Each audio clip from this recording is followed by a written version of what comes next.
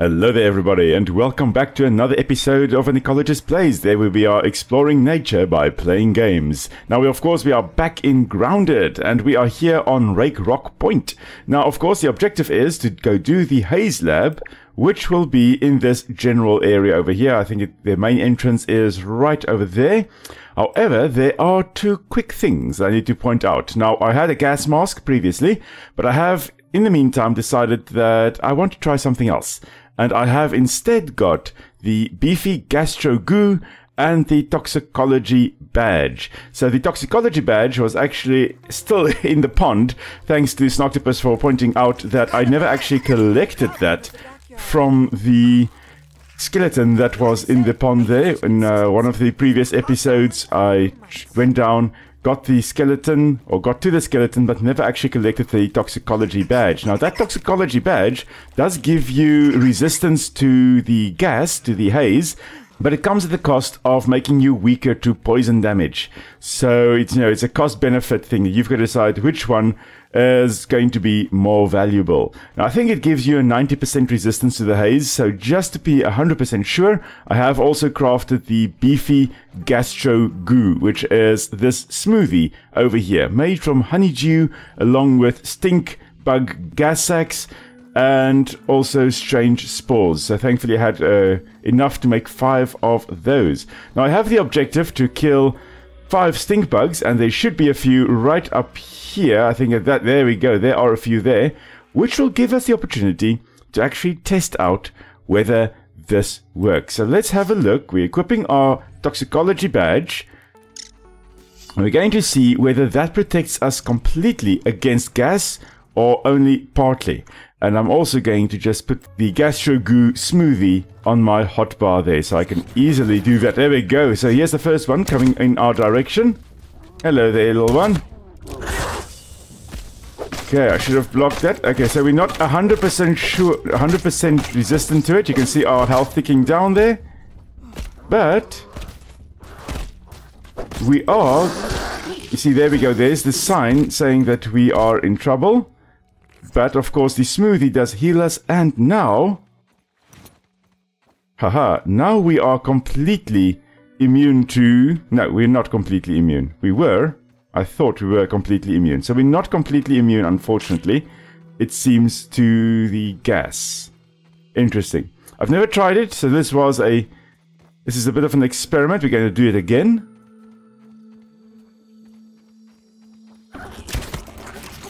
Accidentally got 2 to come my way. Okay, but with the mosquito needle, we're healing about as fast as we are being damaged. So that is perfectly alright with me. And we're just kind of stabbing. And yeah, not dying. So the toxicology badge, definitely very useful. But do note that you are not 100% immune to the gas. Now, recently I actually got one of these stink bugs in my bathroom, which seems like the perfect place to actually find a stink bug. But it was at night, it flew in through the window, and it was actually trying to just chill in our bathroom. Ah, missed that block. Here we go, that one was better. And remember I mentioned that the stink bugs secrete these foul-smelling chemicals as a defense mechanism against predators. Now, the chemical that they secrete is known as an aldehyde, and it's the same type of compound you'll find in coriander. Which, now that I had that stink bug in the bathroom, and I actually removed it from the bathroom using a little piece of toilet paper to just throw it outside, because, I didn't want my hands smelling like that for the rest of the day. I could definitely smell the coriander there. It's the same type of compound. Both of them are aldehydes, so it's just random. And thanks to Alessandro for also pointing out that there is another useful item to actually bring along to the Haze Lab. That is a special little weapon that should be right up here, very close to my house, right up past these orb weavers, which we are of course going to get rid of in order to pass through. I wonder if it's my turn next on the side of the squirt's milk carton. Oh no, What if my mom uses my 7th grade yearbook photo? Maybe I'm better off trapped down here. So this milk carton over here. Oh. Okay, we are of course being attacked by the mozzies. Clearly wanting revenge for their fallen comrades. Well, now the 2 of them are dead. Of course, the milk carton here does show some disturbing things, or something disturbing, and that is that there have been a whole bunch of teenagers that have gone missing, and hence Pete's comment there that he wonders whether it's his turn to be on the milk carton next. And there we go, a gold card for the mosquitoes. So the gold cards there is part of the one achievement, but you can also get a very useful mutation if you manage to get a certain number of gold cards for the invertebrates. Now we're just going to get rid of the bombardier beetles down here as well. And then we are going to build up to that spot over there, because there is a secret lab in there. Alright, so I have completed during the night, and up we go. And if we go in here, you can see that there is a door that we can open up using a bomb. Now, for this purpose, I have also crafted the Splatburst. Remember, we did get the Splatburst recipe last time. And I believe if you throw this, it should stick to that surface. There we go. And then go boom. Ha ha ha ha. That has now opened up a new little area for us. I've never actually been in here. This should be interesting. There's a little secret area. And you can, in here, in this basket over here, find the pinch whacker. Which is awesome. We're going to be trying it out in a moment. We also have some upgrade material there. And the rotten berry charm in the back there. The rotten berry charm will, if you wear it, instead of, as we have here, the toxicology badge, if you wear it and you use something like the rotten stinger spear or some kind of rotten weapon, so one of those weapons that are not in perfect condition, if you use that, you then have a chance to make a poison cloud that will further damage anybody coming too close to you. So that's also quite cool. So this pinch whacker weapon should allow us to do a bit of electrical damage against creatures that we attack. Now, I've never used it, so let's have a look here. Okay, well, that didn't last long. Let's have a look at the spider here.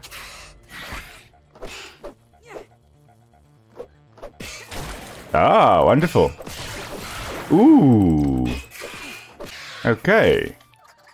That is very interesting indeed. Now, I think the pinchwhacker has been nerfed in recent updates. However, still a very fun and useful thing to have. Now, as far as I recall, you can also only repair it, yes, using repair glue. And we don't yet have access to the glue masher. However, I do believe we will have access to that after today. Alright, now since I have the toxicology badge on, it'll be interesting to see whether we are affected by the haze here or not. Now we have some infected gnats over here. I am going to shoot them because I really don't like them. They tend to bump your weapons out of your hands. Okay, so there we go. We unfortunately are not immune to the toxins. Even with the toxicology badge, we will be taking a bit of haze damage. Now, there's some quartzite here that we will be picking up a little bit later. For now, I have one major objective. Now, we do have these explosive mushrooms, explosive fungi, and if we get too close, they do tend to start going boom. Oh, there's a molar here. We are, however, going to stop for that.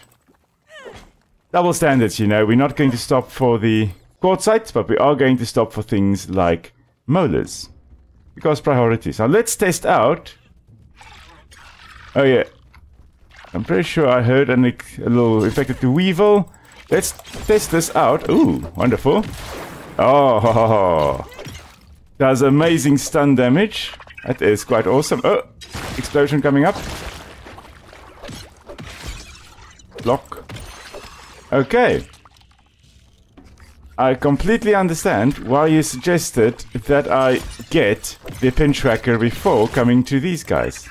Now, as I've mentioned previously, I'm pretty sure that these are the fungus at least, would be some kind of cordyceps, or now called a fire cordyceps.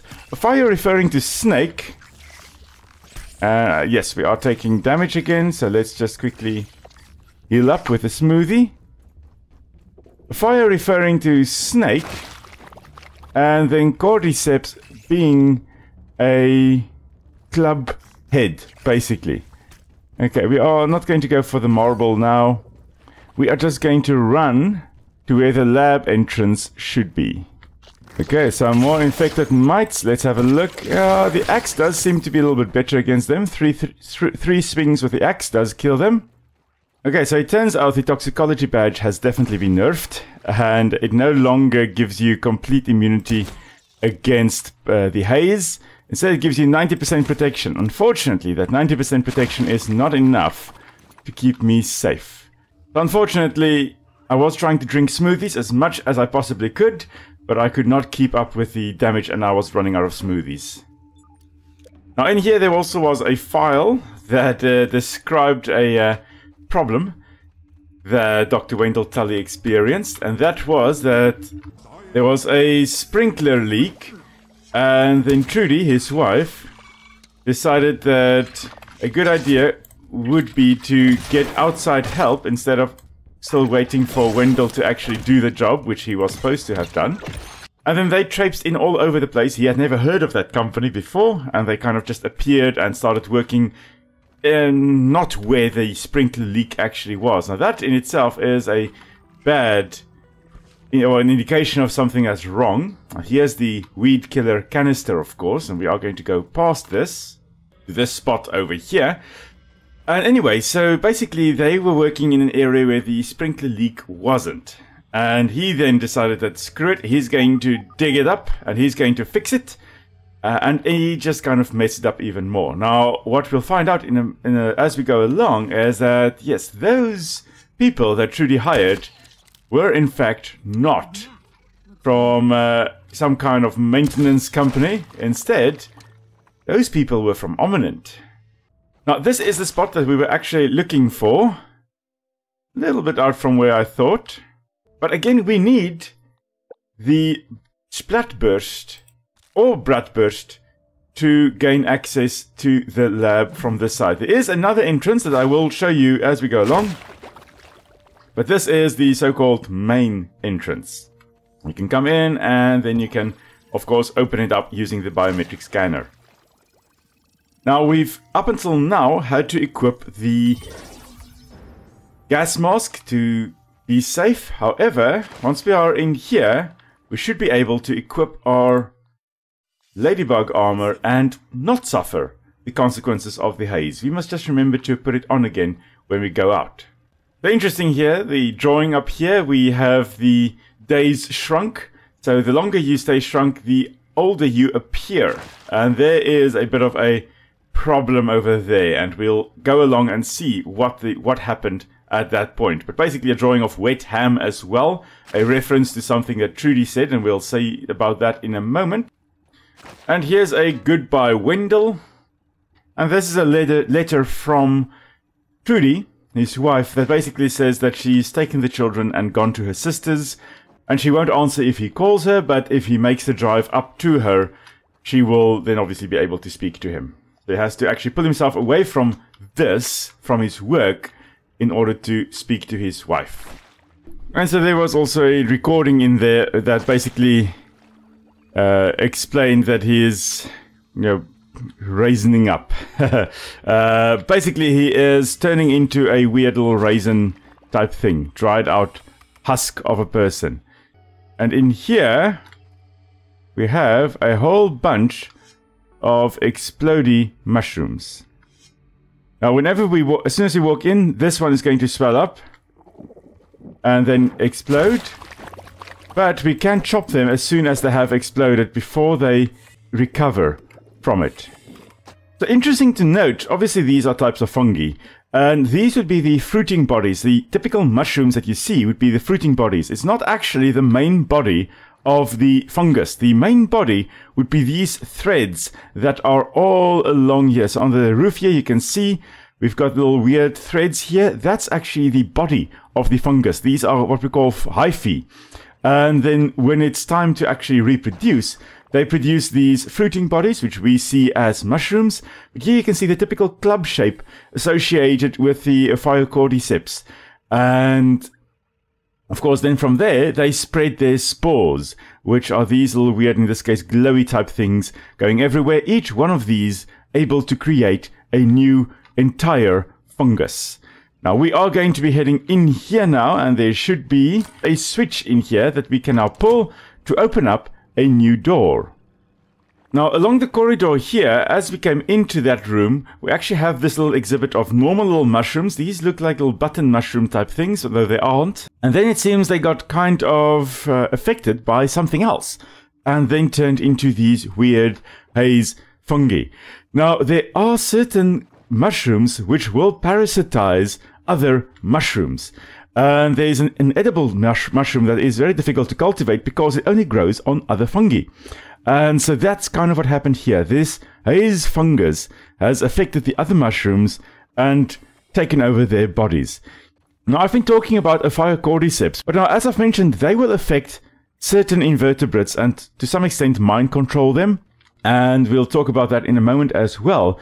But what stops those fungi from spreading like this and taking over an entire area? The answer is, in fact, there are certain fungi that will parasitize those cordyceps or Ophiocordicep fungi. They appear to be vulnerable to other mushrooms, other fungi that will parasitize them. And so there remains some kind of balance in nature as well. In here, as you can see, there is some chaos. Now, at the back here, as we came out, let's shed some light on the subject here. There is some raw science, and next to it, we have another little skeleton over here. And we have this defense badge, which was retrieved from this poor fella over here. He was one of the army dudes. In our one dream, we heard that the army was arriving, and this was one of them. And he got kind of knocked in here. Now, he was knocked in by an explosion, and we'll find out what caused that explosion in a moment. And he says that there is some breathable air in here in this little pocket where he is, which, you know, makes sense. We do have breathable air. But we are going to be going along this wire over here, and we are going to go out via this little submerged area in a little bit. But for now, we are heading into this lab. This is the door that we opened up a little bit earlier. And beyond here, we should have the chip that we came here for. Now, as soon as I open this door, things will most likely start going crazy. I know this door behind me is going to close. It used to remain open, which means that you could cheese the fight that was happening on the other side of the door here. But we can't anymore. So, I think let's actually open this up and start looking at that guy over there. The infected ladybug. Now, as long as he doesn't actually have his exploding mushrooms coming in here, we are perfectly fine. As soon as one goes in like that, we should be running outside. Oh, wow. Yeah. Okay, so he still has his normal ladybird attack as well, ladybug attacks, of course, as well. But we also have the exploding mushrooms bit. And as long as you block at the right time, and oh my word, okay. How have I never used the pinch whacker before? This is amazing. It's a revelation. Marvelous. Okay, so that was, in all honesty, the easiest that fight has ever been for me. So that's awesome. So, thanks Alessandro for the comment there to go get the pinch whacker. Definitely very, very useful, and I strongly recommend everybody getting that before they come to this fight. Huh. Great stuff. Now, the Ophiocordicep that's most likely the species affecting these mites in there as well, and all these types of invertebrates, they're actually surprisingly ancient. There's a fossil record dated to 48 million years ago from Germany, from the Messel bed, if I'm not mistaken, which was next to a lake. And there, on some of the leaves that are present there, there are characteristic bite marks associated with ants. And those ants had been infected by an Cordyceps mushroom or fungus, and they were in their death grips, as it's called, where they were... We're just going to get rid of these infected mites, where they were basically gripping onto leaves as the fungus took control of their bodies and told them to grip onto leaves so that they can spread the spores of the fungus. And that is really an amazing fossil, to think that for 48 million years that leaf had been lying around, fossilized, and shows the bite marks left behind by ants that were in their last moments of life. And as they were biting onto that leaf there, onto the veins of the leaf, the mushroom was, or the fungus was sprouting a fruiting body, very similar to these clubs, from their heads most likely. And the ant was dying in the process. Really amazing. Nature is amazing and terrifying at the same time. But we are just going to grab the bratwursts over here, grab the super chip. This has gone poorly. Very, very poorly. The essence of failure, the pinnacle of its craft. Shame. Local fauna? Berserk. Mushrooms? Exploding. My condition? Like a baby toe after a long bath. Burgle, are you there? Is this a test? Yes, Burgle, it's a test. Now listen carefully. I'm abandoning this facility immediately. Initiate the Blazed Earth Protocol. But Dr. Tully, simulations indicate a 95.283% probability of catastrophic failure. I assure you the percentages are much higher than that. Now do it. Beep beep boop, beep beep beep boop. Why did you make fake beeping sounds? You said this was a test. I was being sarcastic. Oh, Burgle. Complete the lab lockdown, blast the canister per protocol, and meet me in the Black Ant Lab. So, that was basically what happened there. The Blazed Earth Protocol basically refers to Dr. Wendell Tully breaking open the canister of weed killer, basically because his experiments had started running wild and were going crazy. So as a result, he had to contain this spread, this fungus. And that is why if you go and plug up the canister, you are going to have these infected insects spreading all over the yard. And there is an achievement for plugging the canister, but I am not going to do that. Definitely not ready for the chaos that is to ensue the moment you plug that canister, or when you plug it. Now we are back at our little baseball base over here. Now unfortunately I did forget one thing. I couldn't exit via the route that I wanted to exit, which was the underground or the underwater section. And that's because I didn't have a dagger with me. Alright, now I have grabbed my Spider Fang dagger quickly because I really do want to show you the way that I was going to go out. And that is along this piece of pipe. So we had just fought the ladybug over there. And we now go into this little section over here. And we have soggy roots over here, which we need to cut with the Spider Fang dagger. And then we also have one or two, I think two diving bell spiders in this area over here as well, which we can now just quickly remove from existence. There's the other one, so there are two of them in here. Oh, hello. Completely looked inside your head there. Call me Mr. Psychologist, not Mr. Ecologist. And then we have some more soggy roots over here that we can also cut to unleash ourselves upon this world. Here we go. And going into this area over here, we also just have some water fleas. Daphnia. Now, the water fleas are actually herbivores in real life. They're filter feeders. filtering out phytoplankton and those types of things, filtering out their food from the water. But I guess they needed another little creature to attack us in the water. We can get some air here as well before we head down into this tunnel, because there is something down here that I also want.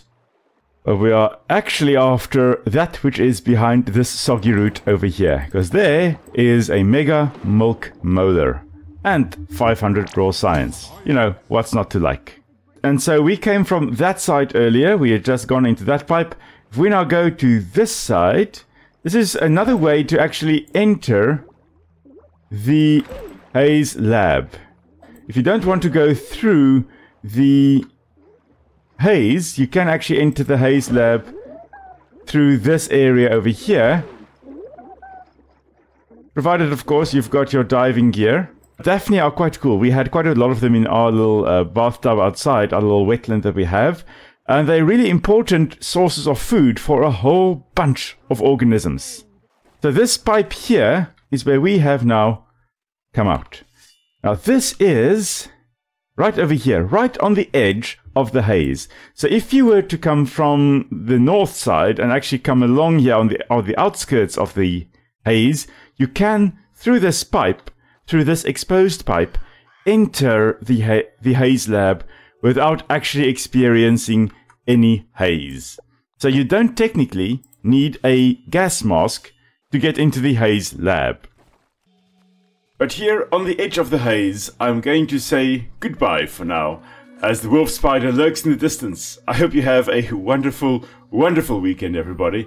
I will see you all next week. Until then, stay safe. I will see you all soon.